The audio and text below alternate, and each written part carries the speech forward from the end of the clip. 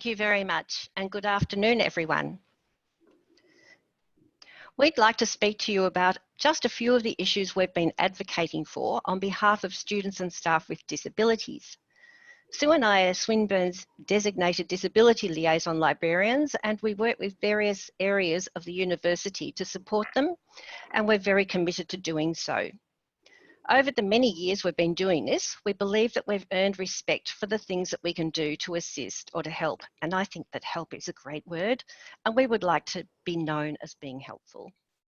In this way, we think we're also advocating the library as being a helpful place. And today we'll do our best to restrain ourselves to just 4 examples that we believe illustrate how we advocate for them and also for us on behalf of the library. So first, a bit of history. Swinburne Library's Disability Interest Group, which I will now refer to as DIG, began its life in mid-1999 as a response to the need for a consistent approach across our campus libraries. And back then, there were 6 campuses and 5 disability liaison librarians. But over the years, our campus numbers have reduced to 3 and the number of disability liaison librarians to just 2. And now we're commonly referred to as the Susans or the Sus. To avoid confusion, we recommend that any queries just go to both of us and people can be sure that a Susan will answer. Thanks, Sue. So this is a screenshot of our webpage. DIG first set to work on a policy that ultimately became part of the Swinburne Disability Action Plan. And the core commitment of the university has been to provide a learning and working environment based on equality of opportunity for all, with each campus library working to maximise the accessibility of resources and facilities. So as I mentioned, a designated disability liaison librarian providing liaison and support for students and staff with disabilities at each campus library was formalised as one of those strategies.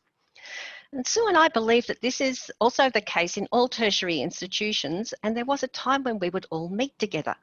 The first connecting forum being held in November 2002 with 40 attendees, and who knows, some of you here today might have been there then. And this went on for a few years, and although it hasn't happened for many years now, website checks tell us that all tertiary libraries continue to support and advocate for students with disabilities. And perhaps it's time to start connecting again, and we'd really like you to think about that and maybe make your comments about it at the end. One thing that has certainly changed is that we now speak of accessibility rather than disability, so it has a more positive tone. Disability support staff are now referred to as accessibility advisors, and we are accessibility librarians, but we'll use both terms. Now we get to our examples of how we advocate, and these are the use and management of our assistive technology room, when it's open of course, which is currently not, textbook accessibility, media transcripts, laptop loans during the pandemic. So thank you, Sue. Yep, so I'll talk about equipment loans. With the recent restructure, Swinburne Student Administration and Library Services team all merged, we became one. And the opportunity arose for the accessibility librarians, the accessibility support team and Student HQ to all work together on the best processes for the students who are registered. So we now meet every 2 months, and that's a real bonus because we get to meet across the sections and we've learned a lot from each other and picked each other's brains. To start off with, we met to discuss the best ways of booking the assistive technology room in the library. So the existing system was full of hindrances for the students, and there were difficulties for the Student HQ staff as well. And we needed new processes after the restructure that would work with the new staff, because they were often casual and there was a high turnover as well. So the processes that worked when we had long-standing permanent staff no longer really held up.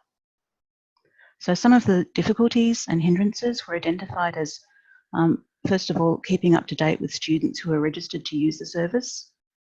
And this was especially important over the weekend if a newly registered student wanted to book and use the assistive room. And yes, this happened. A student was refused at a weekend by a casual staff member. Another point was whether the library should actually keep a list of registered students at all because of confidentiality.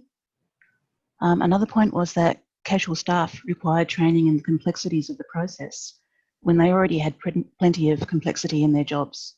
So their enrolments and timetabling roles are already pretty complex. We discussed including the assistive technology room in our self-booking software, but decided that we needed to manage the bookings of the room, otherwise other students would all just think it was a free-for-all. So ultimately we agreed that Google Calendar for bookings would work well, and it has up to date. There was a discussion about swipe cards as well, as whether instead of borrowing a key, but for the moment we've stuck with using a key. So the process was streamlined to everyone's satisfaction. We decided to abandon a list of students, and we breathed a sigh of relief, thinking probably correctly that it wasn't legal for us to be keeping that at the library. We also let go of being policemen and agreed to simply ask the students if they're registered with accessibility support services. The name and student ID is put into the Google Calendar, and a review has shown us that really only students that are registered know to ask about the room anyway.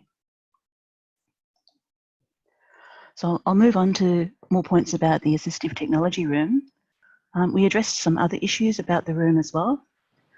We took small groups of library and HQ staff into the room for some in-service training, thinking that it'd be helpful to generally raise staff awareness of students with disabilities, as well as the equipment, software and the setup.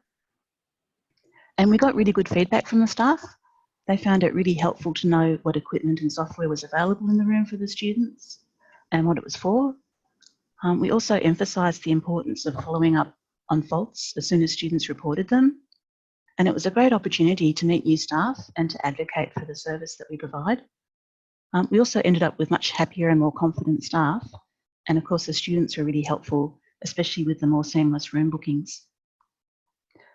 There's a help hotline from the assistive room that has been redirected from the equipment desk to the reference librarian phone number.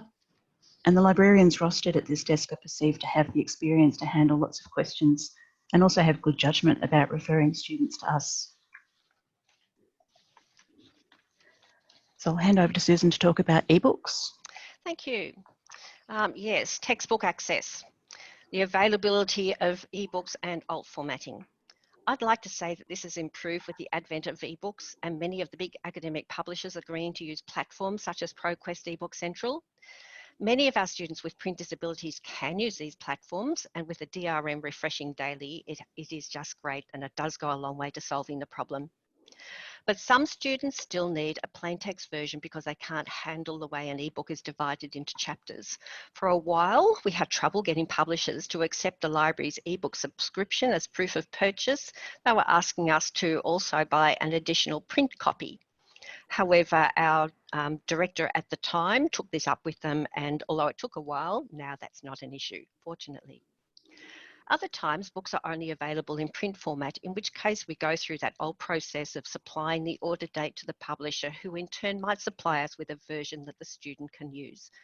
We work as part of a team with our library acquisition staff and the accessibility support staff to provide text resources in whatever accessible format the students require. We're just part of the process.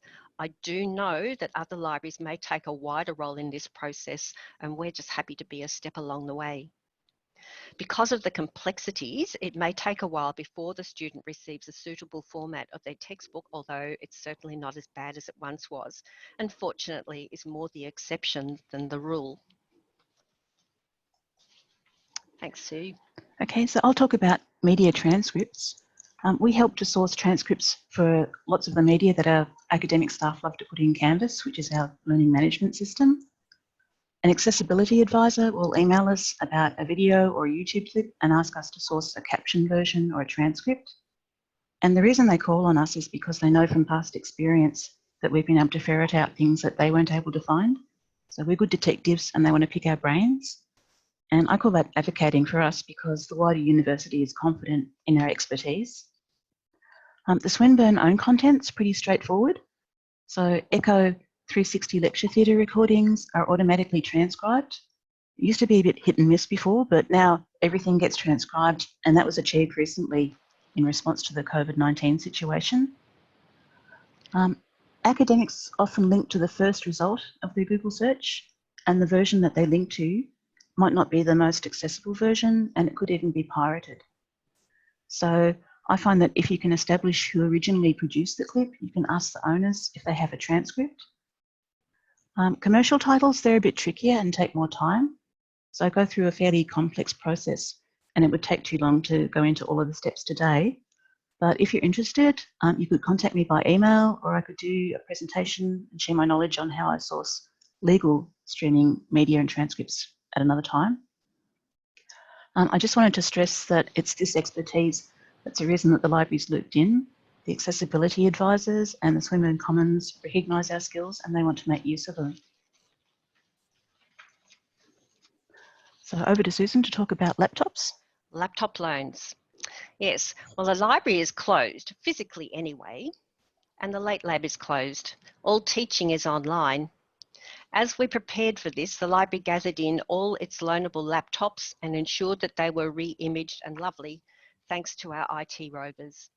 Students were able to apply for a long-term laptop loan, with highest need being the priority, and of course students were registered with disabilities were among that group, and we had to make sure that they had the software they required on their laptops. Also, EpiPens and other adaptive equipment are all out on loan, with more on order. We can't say it was us who looked after the library laptop loans. It was the library and student HQ staff, and we're very grateful because it proved to be a very challenging task for them. But we applaud them, and we couldn't have done better ourselves, and maybe we're thankful that they were there. We did and do advocate for this service, and of course it is operated out of the library and with the support of the library's IT rovers, and it makes the library look good and helpful. So advocating for the library yet again. And apparently there are some students with disabilities who don't actually have access to the internet and actually can't access the internet because of their disabilities, and apparently coursework is being mailed out to them.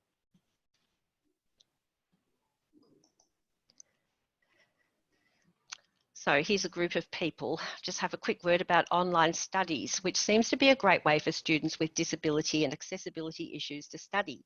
There was a time when I would liaise with students with disabilities who were enrolled in online courses, either through Open Universities or Swinburne Online. Sue would look after the on-campus students, and I would stay well away from the assistive technology room. Over the years though, this is blurred and we just work as a team. I certainly fling out anything media related to her, and really it was only when Swinburne started teaching online with OUA, the first unit and the first student in 2000, the year 2000, that the question of equitable access to media arose. I think it was me who started the conversation about online media when our online students wanted access to DVDs that were part of their coursework, and they were only held physically in the library. And as for transcripts of the often illegal YouTube clips in the learning management system for students with disabilities, it was almost impossible at the time to get transcripts. So I think that I have moved from being the counter-narrative person to the meta, and I'm so happy about that. It just goes to show that you should never give up speaking on behalf of or advocating for students with accessibility issues or students who are disadvantaged. Although we've been very pleased with the way things have turned out for room bookings and of course the laptop loans during the pandemic, we would just love to know how other university libraries manage their room bookings for when we're back on campus and our physical libraries open. We'd like to know how you offer other support for students with disabilities, particularly the thorny issue of format shifting textbooks and sourcing the transcripts for all the media that academic staff seem to love. Although we're not ultimately responsible for the end product for either of these, we're certainly a respected part of the process.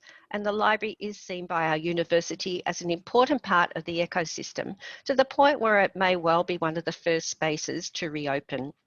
It may just be the late lab, we don't know what's going to happen, but that is perceived to be part of the library.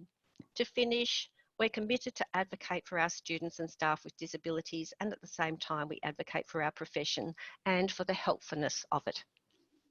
Thank you.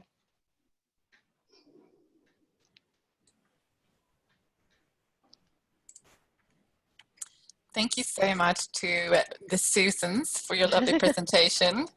I'll take up some questions here that we've received during the presentation. Sorry, I'm just doing two things at once. All right. It sounds like you have a network of relationships with other parts of the university or units within the university. How do you manage to navigate all these relationships? Meetings, speaking to people. The our newly revitalised meetings in the last 12 or so months have been wonderful. We've always communicated with the accessibility services team, but it's really great that other parts of the library and the university are also gathering together. Great. Someone here says that computer loans are always an issue for libraries regarding OH&S to handle and store and have to keep software up to date, etc. Do you have any tips that, anything in particular that you do? Well, it's generally looked after by the Student HQ staff. There's an awful lot of shelving. There's a the laptops are very popular. But yes, I do know that the IT Rovers are kept very busy, just constantly re-imaging the computers. And a lot of the software does have to be tested because, a student might take it home and some software that they need may not work. So there's constant checking and testing. It is very time consuming, but it's a very popular service. Yeah, and the Rovers have been great with spotting tables that have sort of migrated in pathways, like between the lift and the accessibility room. And they've been good at moving things out of the way. If we see that sort of trolleys are congregating outside the lifts as well, we can sort of tip people off or just move it ourselves as well. Yeah, but that happens especially at exam time. Students, for some reason, like to shift all the tables around, and so they all seem to migrate in front of the path to the assistive room. Yeah. I'm interested to know more about how you moved from the counter-narrative person to the meta. Oh, right. Well, it was probably wasn't until about the mid-noughties, about 2005 or 6, that we started, well, there was quite a lot of media being used in Open Universities Australia units, the same as what they had on campus. And just, I think that's just the first time that a student with I think with a hearing disability said, well, it's all very well having the video up, but I need to know what they're talking about. And that did cause it was a bit of a shock. And how do you get transcripts and who does it and how expensive is it? And do we just have to do all this just for the one student? So we'd have the conversation about, yes, we should be making reasonable adjustments.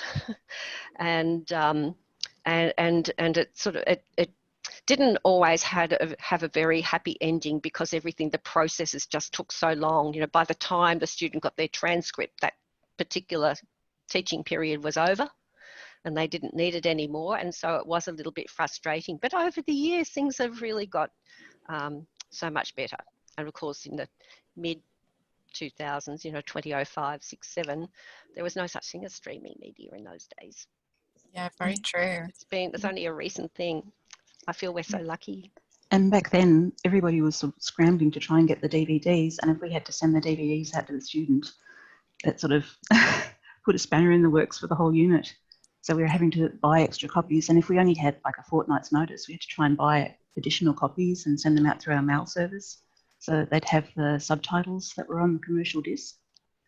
Yeah. And back then, that was the only way really that we could get a transcript or subtitles. Wow. But now it's much easier. But now it's commonplace and everybody's getting the benefit of it. Exactly. What software do you currently use on the computers in the accessibility room? You want to do that, Sue? Yeah, we've got JAWS available.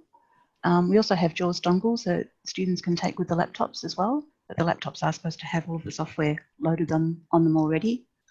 We also have Magic as well. And we also have lots of other equipment in there. Got the Pearl camera. Pearl cameras, yeah. And that was part of the equipment that we did the in-service training on, the Pearl camera, and also our new Zoom as well.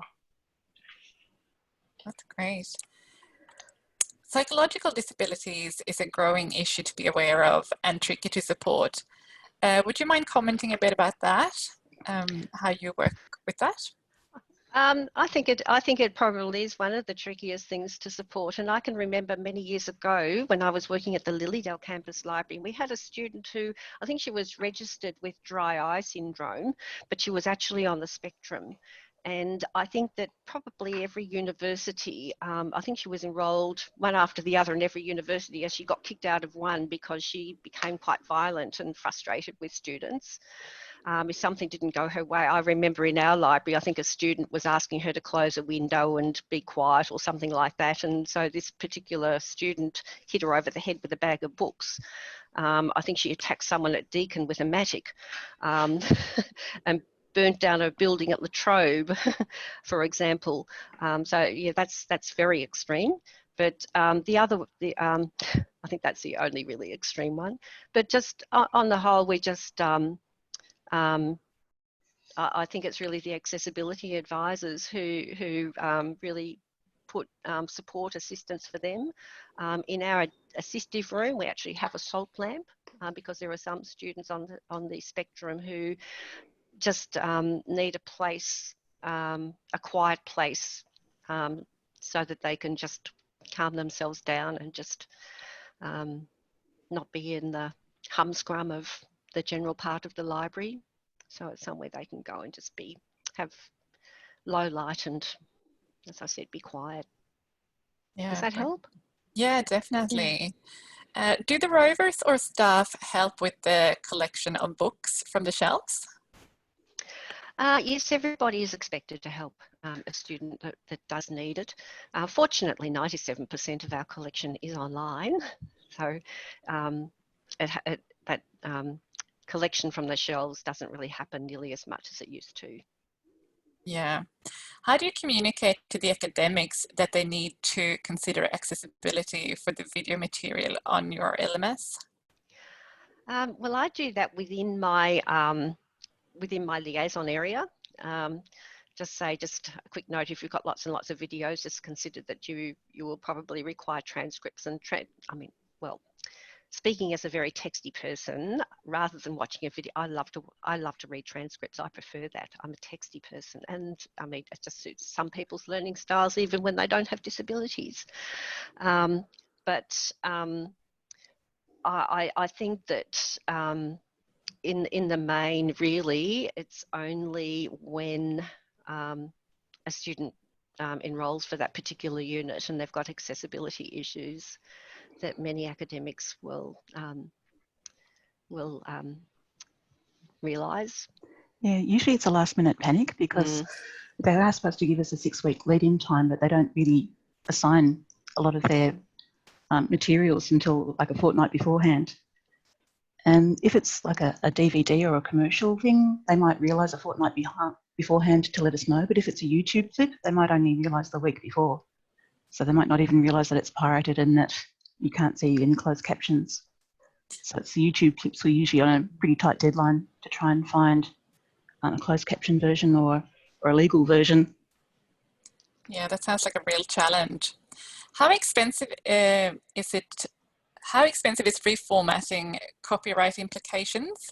Do you keep reformatted form on library platforms, for example, streaming services from mainstream students? We can outsource sort of one-off things, and it costs about $2.50 a minute, and that's paid for by the Accessibility Services unit. So I think last I heard we were outsourcing to Sonart, and there's a web form that they fill out. It goes to the Swinburne Commons, and the Swinburne Commons builds it back to the Accessibility unit. Great, thank you. And as far as, sorry, I was going to talk about the copyright bit as well. Yeah, sorry. Yeah, with copyright, if it's a larger studio, normally they just ignore us because Australian universities aren't their priority and libraries aren't their priority. So often you just don't hear back from them at all. But if it's a smaller provider, usually they're really eager to make a sale. So you just approach them and say, well, you know, could we get a subscription to this? And if we can't subscribe, well, could you send us an MP4 file? Do you have an accessible version? And if you don't, can we caption it for you? Or could we do a transcript? Can we have your permission? And we've had one say that, oh yes, that's fine, just as long as you send me a copy.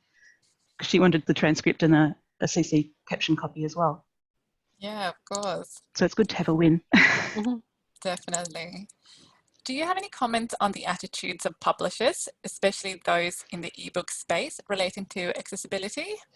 Well, it has improved slightly over the years, but we did have to, as I was saying earlier, we did have to do battle some years ago when we'd have an ebook on an ebook platform. And if we had a student needing a different format, we would have to purchase the hard copy of the book before they would give us a copy of the book in the format that was required by the student. But we don't have to do that now, fortunately. But yeah, it was, we did have to get over that hurdle. It was definitely a hurdle, but it is better now. Yeah, it made our copyright person jump up and down because they weren't accepting an ebook copy as a proof of purchase. We were having to purchase a print copy as well, and of course that would hold up everything. Well, yeah, that yes, and that particular person was Robin Wright. I think some of you may know Robin.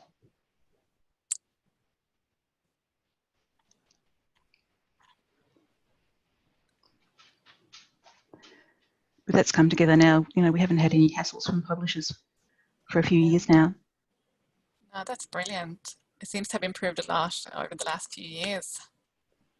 Yeah, well, we're hoping that other libraries haven't been experiencing that sort of thing as well. Yeah. Yes, well, we're all in it together. That's absolutely right. All right, thank you so much. I think that was the last of the questions. We really appreciate that. I will hand over to Michelle again, and she will wrap it all up for us. Thank you so much. Thanks, everyone.